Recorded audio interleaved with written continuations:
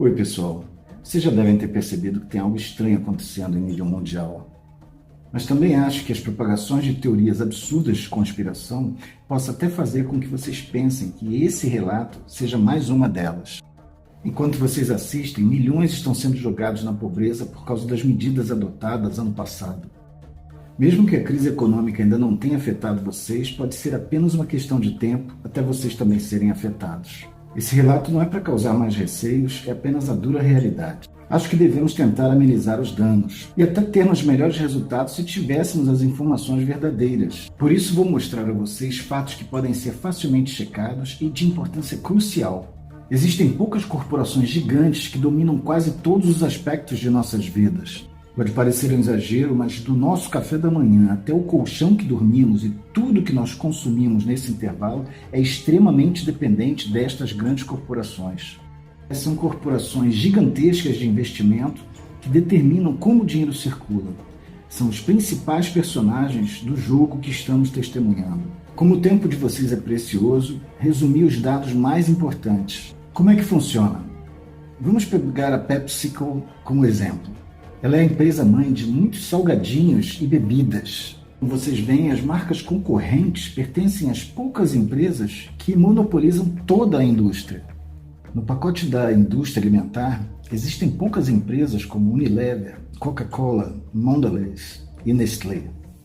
Na imagem, vocês podem ver que a maioria das marcas da indústria alimentar pertence a uma dessas corporações. As grandes empresas estão no mercado de ações e têm os acionistas principais nos quadros de diretoria.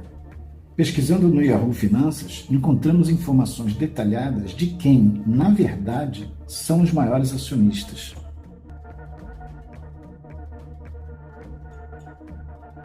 Novamente, peguemos a PepsiCo como exemplo. Podemos observar que mais de 72% das ações pertencem a 3.155 instituições de investimentos. São empresas de investimentos em fundos, seguradoras, bancos e, em alguns casos, instituições governamentais. Quem são os maiores investidores na PepsiCo? Como vocês podem ver, só 10 dos 3.155 investidores possuem juntos 1/3 das ações.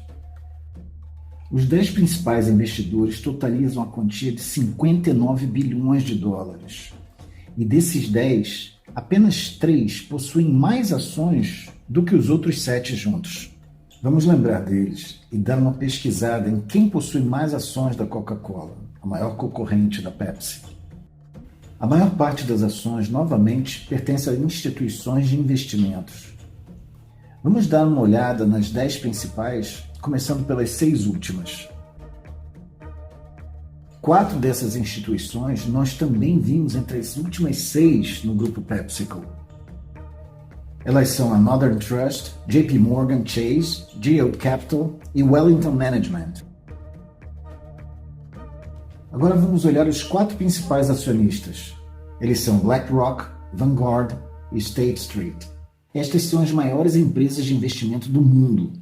Então PepsiCo e Coca-Cola não são realmente concorrentes.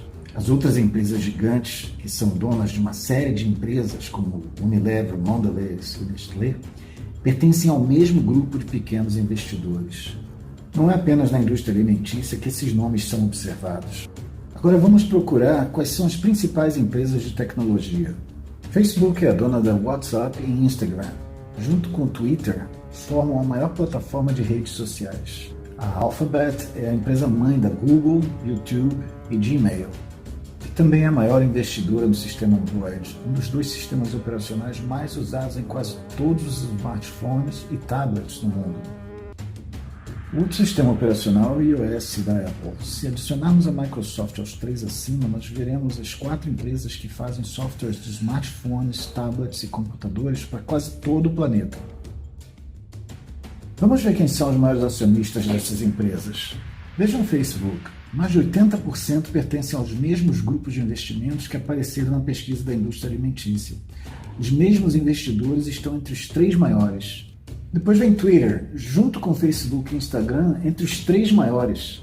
Surpreendentemente, elas estão nas mãos dos mesmos grupos de investidores. Nós os vemos de novo na Apple e até na principal concorrente, a Microsoft. Se nós pesquisarmos por outras grandes empresas na área da indústria de tecnologia, que produzem computadores, smartphones, TVs, eletrodomésticos, veremos que os mesmos grupos de investidores são acionistas. Sem exagero, isso é verdade para todas as indústrias.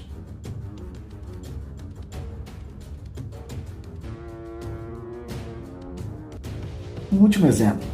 Vamos marcar uma viagem por aplicativo de smartphone no computador através da Skyscanner ou Expedia. Ambas são dos mesmos grupos de investidores. Voamos com muitas empresas aéreas, muitas das quais estão nas mãos dos mesmos grupos vistos, ou são de governos, como é o caso da Air France, a KLM. Os aviões nos quais viajamos são fabricados pela Boeing ou Airbus, que também pertencem aos mesmos grupos de investidores. Reservamos hotéis pelo Booking.com ou Airbnb, saímos para jantar e postamos comentários no TripAdvisor. Os mesmos grupos de investidores aparecem sempre, em todos os aspectos de nossas viagens. E o poder deles é ainda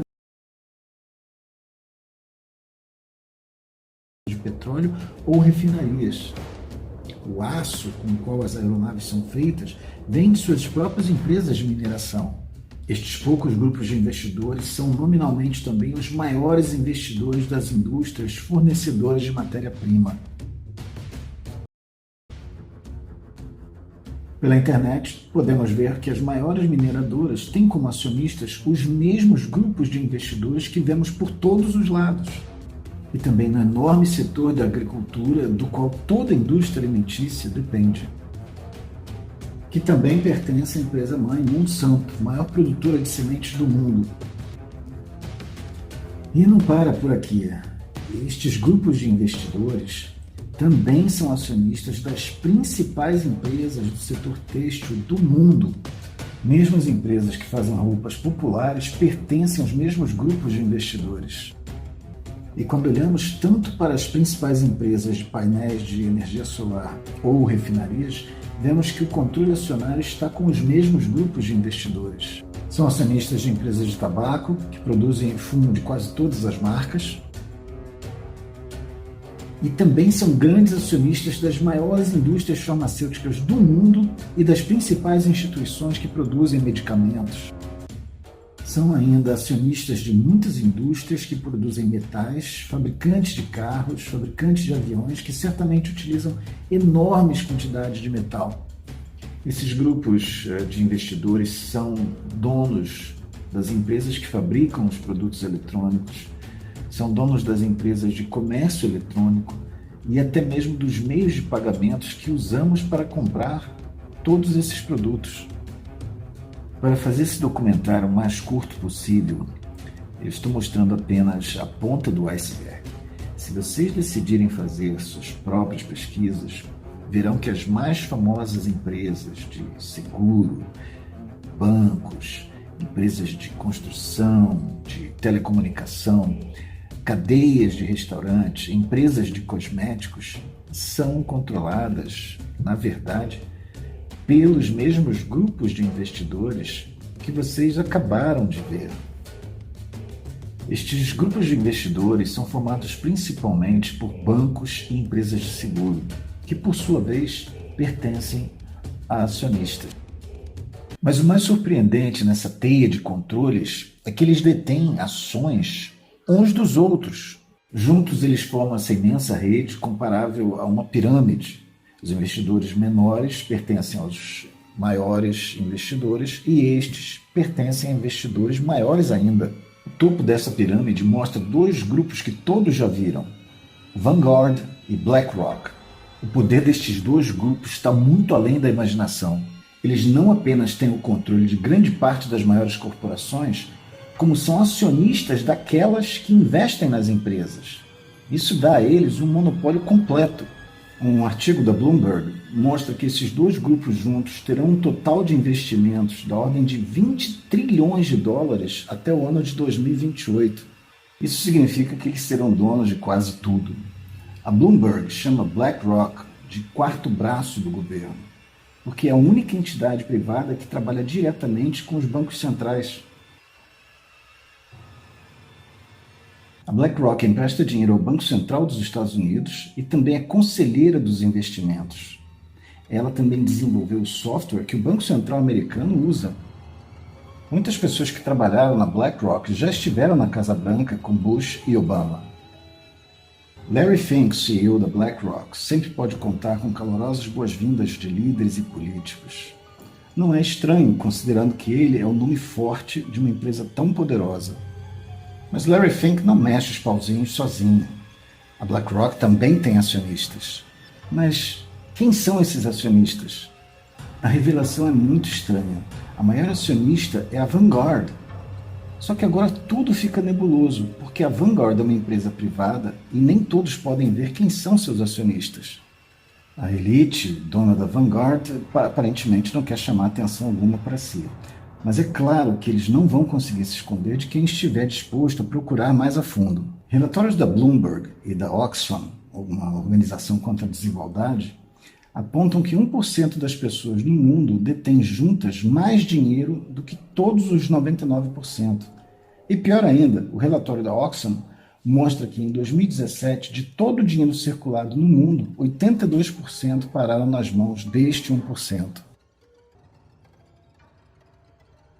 A mais famosa revista de negócios, a Forbes, mostra que em março de 2020 havia 2.095 bilionários no mundo. 2/3 dessas fortunas vieram através de heranças, de monopólio. E isso quer dizer que a Vanguard pertence às pessoas mais ricas do mundo. Se pesquisarmos suas histórias, veremos que suas famílias sempre estiveram entre as mais ricas. Algumas delas já eram riquíssimas antes da Revolução Industrial. Como a história dessas pessoas é muito extensa, vamos dizer apenas que estas famílias, muitas das quais são da realeza, são os fundadores do sistema bancário e de cada indústria no mundo. Estas famílias jamais perderam o poder, mas devido ao aumento da população, elas preferiram se esconder atrás de firmas como Vanguard e BlackRock, das quais os acionistas são fundos privados e fundações sem fins lucrativos destas famílias. Para deixar esse cenário bem claro, eu vou explicar rapidamente o que quer dizer sem fins lucrativos, porque esse parece ser o elo de ligação entre empresas, políticos e a mídia. Essa tática ajuda a camuflar um pouco o conflito de interesses. Fundações ou organizações sem fins lucrativos dependem de doações. Não existe obrigação de revelar quem são seus doadores. Elas podem investir o dinheiro da forma que acharem melhor e não precisam pagar impostos desde que os lucros sejam investidos em projetos novos. Desta forma, as fundações mantêm centenas de bilhões de dólares entre si. E, segundo alguns governos, essas fundações sem fins lucrativos podem ser a forma ideal de patrocinar terrorismo e lavagem de dinheiro. Essas fundações e fundos de investimento das famílias mais ricas ficam camufladas o máximo possível. Quando as questões atraem muita atenção, são usadas as fundações de filantropia, que estão num patamar inferior, mas também são extremamente ricas.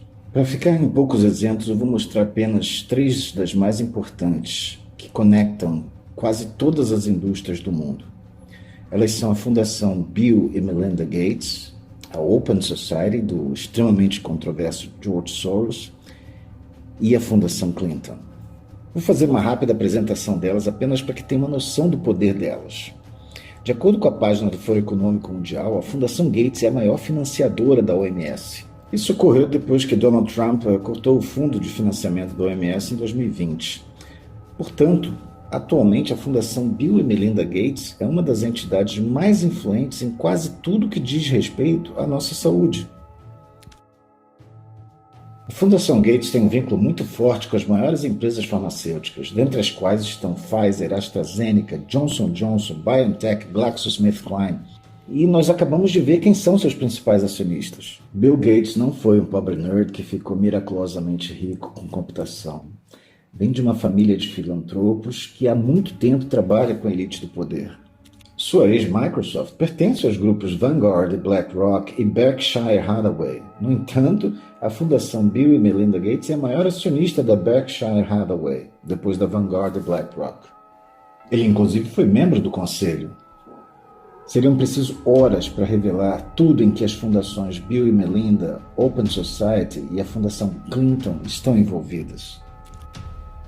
Eu vou começar o próximo tópico com uma pergunta importante.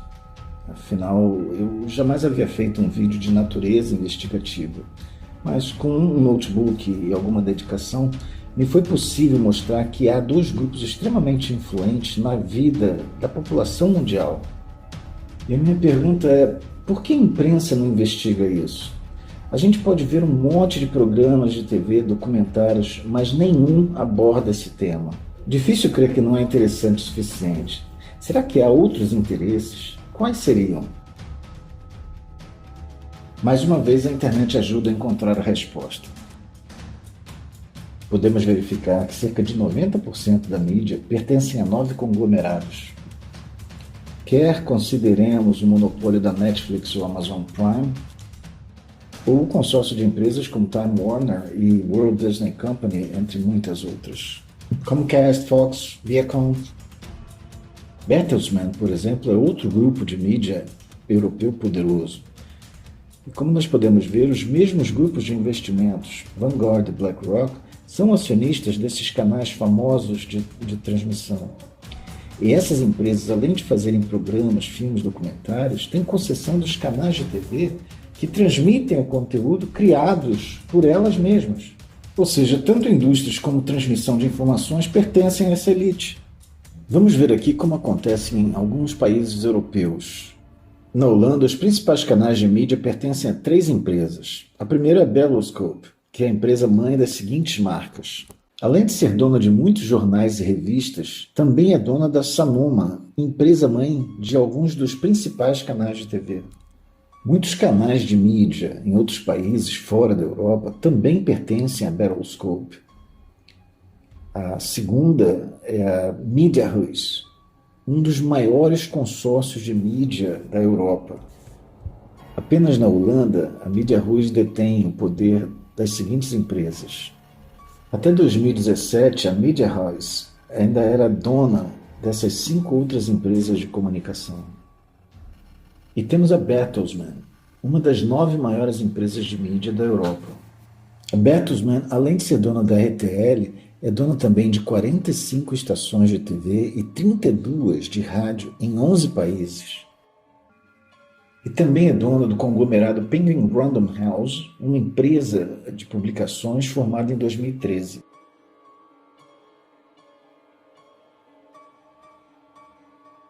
As ações dessas empresas pertencem aos fundos privados de 3 famílias, as famílias belgas Van Tillo e Leysen e a família alemã Bertelsmann-Mohr. Há registros históricos indicando que essas 3 famílias ficaram ao lado dos nazistas durante a Segunda Guerra. Por isso, a permissão que eles tinham de publicar revistas e jornais foi temporariamente proibida após a Segunda Guerra. Os canais de comunicação que nós vimos pertencentes ao grupo Bertelsmann não produzem conteúdo jornalístico. Eles publicam o conteúdo produzido pela ANP e pela Thomson Reuters. A ANP e a Thomson Reuters não são independentes, pertencem respectivamente a John de Mol Talpa e a poderosa família canadense, os Thomson. Os jornalistas mais importantes que trabalham para essas agências são membros da European Journalism Center. Estes são um dos maiores patrocinadores de projetos de mídia da Europa. Eles formam jornalistas, publicam livros de ensino, têm locais de treinamento e trabalham em conjunto com empresas como Google e Facebook. Para análises jornalísticas, a mídia usa o Project Syndicate, que é uma organização muito influente no ramo, com algumas delas sendo muito conhecidas pelos brasileiros. A Project Syndicate, que eu mostrei, está junto aos canais que foram apontados, unindo a maior parte da imprensa em nível mundial. Muitas vezes as reportagens vêm de uma única origem, Por isso que às vezes há um sincronismo estranho e assustador nas reportagens. Plaguing our country. The sharing of biased and false news has become all too common on social media. More alarming, some media outlets publish these same fake stories without checking facts first. The sharing of biased and false news has become all too common on social media. More alarming, some media outlets publish these same fake stories without checking facts first. Unfortunately, some members of the media use their platforms to push their own personal bias and agenda to control exactly what people think. And this is extremely dangerous to our democracy. This is extremely dangerous to our democracy. This is extremely dangerous to our democracy. This is extremely dangerous to our democracy. This is extremely dangerous to our democracy. This is extremely dangerous to our democracy. This is extremely dangerous to our dangerous to our democracy. This is extremely dangerous to our democracy. This is extremely dangerous to our democracy. This is extremely dangerous to our democracy. This is extremely dangerous to our democracy. This is extremely dangerous to our democracy. This is extremely dangerous to our democracy. Olhem para a Central de Jornalismo Europeia. Novamente, a Fundação Bill e Melinda e a Open Society são os patrocinadores e ainda recebem suporte pesado do Facebook, Google e do Ministério da Cultura, Ciência e Relações Exteriores da Bélgica. Quem patrocina os canais de imprensa e as organizações que produzem as notícias?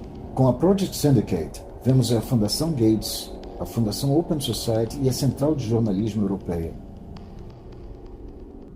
Os canais que levam as notícias são pagos por estas fundações sem fins lucrativos, da mesma elite que é dona de quase toda a mídia. São pagos também com parte do dinheiro de quem paga impostos. Eu sei que é muito para absorver de uma vez só, mas esses foram alguns exemplos para dar uma noção dos bastidores do poder mundial e ajudá-los a compreender situações passadas. Haverá muito tempo para mergulharmos no passado. Eu prefiro falar sobre a atualidade e alertar dos riscos que podemos estar correndo. Essa elite governa quase todos os aspectos de nossas vidas e as notícias que recebemos. Ela depende da coordenação e cooperação dos setores industriais para servir aos seus próprios interesses. Isso está sendo feito pelo Fórum Econômico Mundial, no qual há várias organizações importantes e poderosas. Todo ano, em Davos, os executivos de grandes corporações se encontram com os líderes de vários países, políticos e outras organizações de muita influência, como a UNICEF e o Greenpeace. Al Gore, ex-presidente dos Estados Unidos, está no quadro de supervisão do Fórum Econômico Mundial. A ministra belga Kaag, Fike Septima, presidente do Royal Dutch State Mine e comissário do Deutsche Bank. Christine Lagarde, presidente do Banco Central da Europa, e o político, filho de Ferdinand Grapperhaus, também trabalha no Fórum Econômico Mundial. De acordo com a pesquisa, o custo da anuidade é de milhões de euros, mas mais da metade deste valor é pago pelos patrocinadores, já que a maioria dos políticos não teria como arcar com o valor da anuidade para serem membros. Analisando de forma crítica, pode-se dizer que o Fórum Econômico Mundial é uma forma de empresas fazerem negociações com outras empresas através de políticos. Por incrível que pareça, para a maioria dos membros, o Fórum Econômico Mundial visa seus próprios ganhos em vez de ser uma organização focada em resolver os problemas do mundo. Por que haveria tantos problemas se todos os líderes de nações, bancos e maiores empresários vêm se reunindo para resolver os problemas do mundo desde 1971? Não parece claro que após 50 anos de reuniões entre ambientalistas e executivos das empresas que mais poluem, o impacto na natureza aumentou em vez de diminuir? Quando olhamos para os principais participantes e vemos que juntos são responsáveis por mais da metade da poluição informada no Fórum Econômico Mundial, não fica óbvio que as pessoas que criticam estão certas? Aqui estão várias organizações e empresas das quais os grupos Vanguard e BlackRock são acionistas. Fundação Gates, Fundação Open Society, Facebook, JP Morgan, Visa, Mastercard, Unilever, Coca-Cola Company. O presidente e fundador do Fórum Econômico Mundial é o economista e engenheiro alemão Klaus Schwab, que no seu livro The Great Reset, o Grande Recomeço, escreve sobre seus planos de organização. O coronavírus, para ele, é uma grande oportunidade para um grande recomeço da sociedade. Ele chama a oportunidade de Building Back Better, reconstruir melhor. E este slogan, atualmente, está na boca da maioria dos políticos do mundo. We also want to work together on building back better. I call it Build Back Better. But the COVID-19 pandemic can also be a moment for resolving long-standing conflicts and addressing structural weaknesses. It's certainly a major crisis, but it also offers us a unique opportunity. 4 sets of priorities can guide the response to build back better. To build back a better world. But also to build back better. This pandemic has provided an opportunity for a reset. And achieve the Sustainable Development Goal. Nossa sociedade antiga deve mudar para um novo tipo, diz Klaus Schwab. As pessoas serão donas de nada, mas trabalharão para o Estado para ter suas necessidades básicas supridas. O Fórum Econômico Mundial diz que isso é necessário porque o consumismo da sociedade, que a elite originou, não é mais sustentável. Schwab diz, em seu livro, que a sociedade jamais retornará ao antigo normal. E o Fórum Econômico Mundial recentemente publicou um vídeo para deixar claro que até 2030 nós não teremos a propriedade de coisa alguma, mas seremos felizes. O que quer que queiramos, alugaremos e será entregue por drones.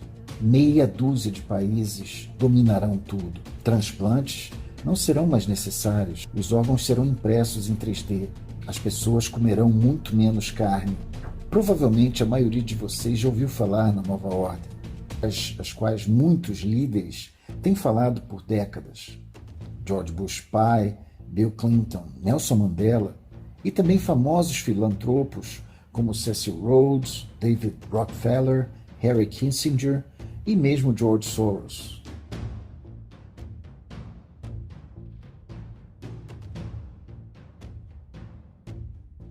We have before us the opportunity to forge for ourselves and for future generations a new world order, a world where the rule of law, not the law of the jungle, governs the conduct of nations.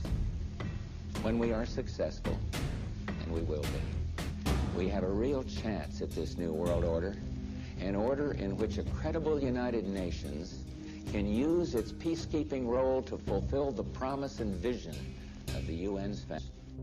After 1989, President Bush said, and it's a phrase that I often use myself, that we needed a new world order.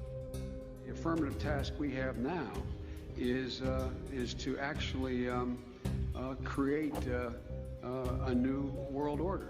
A ONU apresentou em 2015 uma agenda controversa para 2030, quase idêntica ao Great Reset, o Grande Recomeço, de Klaus Schwab. A ONU parece querer assegurar, como Klaus Schwab, que até 2030, pobreza, fome, poluição e doenças não sejam mais uma preocupação para a Terra. Soa muito bonito, mas ao ler as letras miúdas no item 66, o plano é que a agenda de 2030 será paga por nós, cidadãos e cidadãs. Aqui temos o que políticos honestos reconhecem como jabuti no Brasil. Ressaltamos que, para todos os países, as políticas públicas e a mobilização e o uso efetivo dos recursos domésticos, ressaltados pelo princípio da propriedade nacional, são fundamentais para a nossa busca comum do desenvolvimento sustentável, inclusive alcançando os Objetivos de Desenvolvimento Sustentável. Reconhecemos que os recursos domésticos são, em primeiro lugar, gerados pelo crescimento econômico, apoiados por um ambiente propício em todos os níveis. Percebam que isso não é uma teoria, isso está na página do Fórum Econômico Mundial. A ONU quer que parte do dinheiro dos impostos dos países do Ocidente seja dividido pelas empresas de mídia da elite para criar uma nova ordem a partir de 2030, que poderá vir com a implantação de um governo mundial que a ONU sugere ser ela mesma. A ONU concorda com Klaus Schwab que a pandemia é uma chance excelente para implementar a Agenda 2030, alegando ser uma sociedade mais inclusiva e acessível. É preocupante que tanto o Fórum Econômico Mundial e a ONU admitam publicamente que a pandemia e outras possíveis catástrofes possam ser usadas para formatar uma nova sociedade. Numa sexta-feira de 18 de outubro de 2019, meses antes da pandemia ser anunciada, aconteceu uma reunião no Hotel Pierre de Nova York. Uma reunião de pessoas muito importantes, políticos, especialistas em saúde de altas credenciais e alguns representantes da indústria farmacêutica. O objetivo da reunião era simular uma pandemia mundial. Pode ter sido apenas uma coincidência, mas como exemplo, eles usaram o coronavírus. A simulação abrangia como seria o desdobramento do vírus e como ele só poderia ser detido se todos cooperassem com as indústrias, governos e agentes governamentais. Pode ser percebido novamente a sugestão de uma nova ordem que alega querer salvar o mundo. Não surpreendentemente, este evento 201 foi patrocinado pelo Fórum Econômico Mundial, Fundação Gates e Johns Hopkins Hospital. A essa altura, não podemos nos surpreender que o Instituto Robert Koch esteja intimamente ligado à Fundação Gates e à OMS, e que em 2012 fez o mesmo tipo de simulação. Exatamente como no evento 201, eles usaram o coronavírus como exemplo. Naquela simulação, o ponto de partida foi o mercado de alimentos no sul asiático.